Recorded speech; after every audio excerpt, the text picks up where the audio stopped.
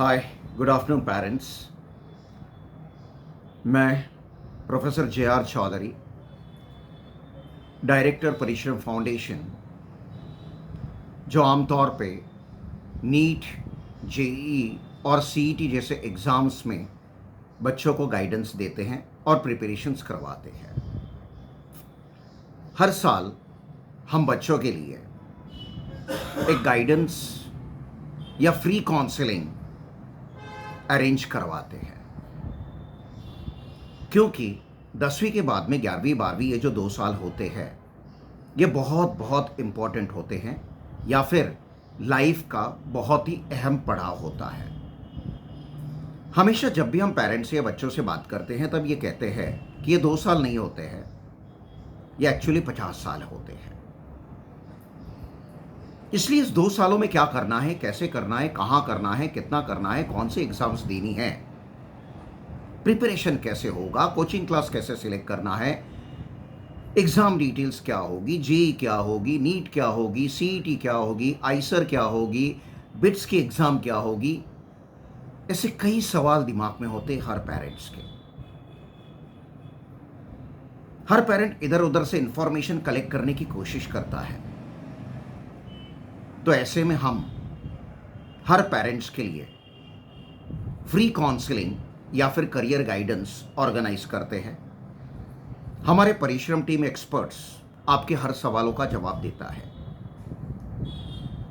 जब भी हम क्लास 10 के स्टूडेंट्स को 11-12 जाते हैं, मतलब साइंस स्ट्रीम के लिए मूव होते हैं, तो सबसे पहले हम पेरेंट्स से एक रिक्वेस्ट करते हैं कि आपके बच्चों के 50 साल के फ्यूचर के लिए, उसको सही होने के लिए, सक्सेसफुल होने के लिए एक आधा घंटा, पौन घंटा पेरेंट्स करके निकालो, इंस्टीट्यूट आओ और अपने हर सवाल का जवाब आपको मिलेगा। क्योंकि जब भी इन एग्ज़ाम्स की प्रिपरेशन होती हैं, जिसे हम कॉम्पिटिटिव एग्ज़ाम्स कहते हैं 12वीं के बाद में, चाहे वो मेडिकल के लिए हो, चाहे इंजीनियरिंग के लिए हो, चाहे आइसर के लिए हो, चाहे सीए बनने के लिए हो, कुछ भी करने के लिए, चाहे लॉ हो, चाहे आर्किटेक्चर हो, चाहे एनडीए हो, हर चीज़ में कॉम्पिटिटिव एग्ज़ाम है। और जहाँ तक हमारा अनुभव है, पेरेंट्स को एग्ज़ाम्स के बारे में, एग्ज़ाम पैटर्न्स के बारे में, सिलेबस के बारे में कुछ नहीं मालूम होता है। प्रिपरेशंस क्या होती हैं पता नहीं होता है। कितने चैप्टर्स होंगे, कितने महीने की पढ़ाई होती है, हर 2 महीने बाद पढ़ाई कैसे चेंज होती है, रिवीजन कैसे करते हैं, प्रैक्टिस कैसे करते हैं, डेली टाइम टेबल क्या होगा, डेली चैप्टर्स कितने पढ़ने चाहिए, डेली चैप्टर्स के कितने प्रॉब्लम सॉल्व करनी चाहिए, कौन से बुक्स में से सॉल्व करनी चाहिए, वो हार्ड, डिफ़िकल्ट जिसे हम कहते हैं, या फिर मीडियम या फिर लो डिफ़िकल्टी लेवल्स प्रॉब्लम्स कैसे चॉइस करें। एक वीक में अगर मुझे 50 चैप्टर रिवाइज करने हैं तो मैं कैसे करूं, प्रॉब्लम सिलेक्शंस कैसे होना चाहिए, पहले 2 महीने की पढ़ाई कैसी होगी, दूसरे 2 महीने में क्या गेयर अप करना पड़ेगा, तीसरे 2 महीने में क्या गेयर अप करना पड़ेगा। ये जो पैटर्न्स होते हैं, इसके बारे में किसी भी पेरेंट्स को कुछ नहीं मालूम होता है, ना ही बच्चों को मालूम होता है। तो हम फर्स्ट हैंड रिक्वेस्ट करते हैं पेरेंट्स को कि अपना आधा पौन घंटा निकालो। एग्ज़ाम ख़त्म होने का वेट मत करो बच्चों के 10वीं का, चाहे वो सीबीएसई हो, चाहे वो आईसीएसई हो, चाहे वो स्टेट बोर्ड हो। क्योंकि सबसे पहले आपको समझना ज़रूरी है कि 18 और 24 महीने एक्चुअली बच्चों को करना क्या है, या फिर इन 18 महीने में, 24 महीने में कोचिंग क्लास को क्या करना है, कोचिंग क्लास में क्या करवाना चाहिए ताकि बच्चों के रिजल्ट्स अच्छे रहें। अब इसके लिए हम बच्चों के लिए एक ब्रिज कोर्स भी ऑर्गेनाइज करते हैं 21 दिन का। 1 अप्रैल से आमतौर पे हर साल शुरू होता है, इस साल भी 1 अप्रैल को शुरू होगा। 21 दिन का कोर्स होगा। इसमें हम बच्चों को एग्ज़ाम जेईई क्या होती हैं, नीट क्या होती हैं, सीईटी क्या होती हैं, उसके प्रॉब्लम लेवल्स क्या होते हैं, प्रॉब्लम टाइप्स क्या होती है, प्रॉब्लम वैरायटीज़ क्या होती हैं, नीट एग्ज़ाम में, जेईई एग्ज़ाम में और सीईटी एग्ज़ाम में डिफरेंस क्या है, लेवल ऑफ प्रॉब्लम्स में क्या डिफरेंस है, मार्किंग्स क्या होते हैं, इसका माइंडसेट तैयार करते हैं।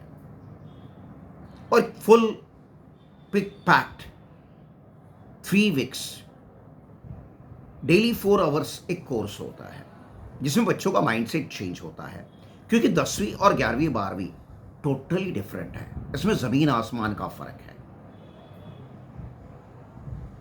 11वीं 12वीं में कंसिस्टेंसी की ज़रूरत है, पैशन की ज़रूरत है, हार्ड वर्क की ज़रूरत है, प्रॉपर गाइडेंस की ज़रूरत है, प्रॉपर रिविजन्स की ज़रूरत है, प्रॉपर प्रैक्टिस की ज़रूरत है, फोकसिंग की ज़रूरत है, एलिमिनेशन की ज़रूरत है। ऐसी कई ऐसी चीज़ें होती है। शॉर्टकट्स क्या होते हैं, शॉर्ट ट्रिक्स क्या होते हैं, उसको कैसे यूज़ करते हैं, इम्प्लीमेंट कैसे किया जाता है, मेनी मोर थिंग्स। 18 महीने में 90 चैप्टर्स कैसे दिमाग में रखे जाते हैं, तो ये सारी बातें आती हैं एक अच्छे कोचिंग क्लास में। तब जाके रिजल्ट्स लिखने की संभावना होती है, नहीं तो 2 साल हाथ से निकल जाते हैं। मतलब इनडायरेक्टली 50 साल हाथ से निकल जाते हैं। तो सभी पेरेंट्स से एक छोटी सी रिक्वेस्ट है, प्लीज वक्त मत गवाओ और आधे पौन घंटे के काउंसलिंग के लिए इंस्टीट्यूट आने की कोशिश करो, या फिर you can take counselling on phone itself also.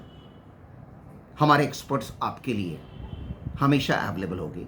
लेकिन यहां जब आते हैं आप, तो जाहिर है आपकी ज़्यादा क्यूरीज हम एक्सप्लेन कर सकते हैं, आपको ठीक तरीके से ऑन पेपर समझा सकते हैं।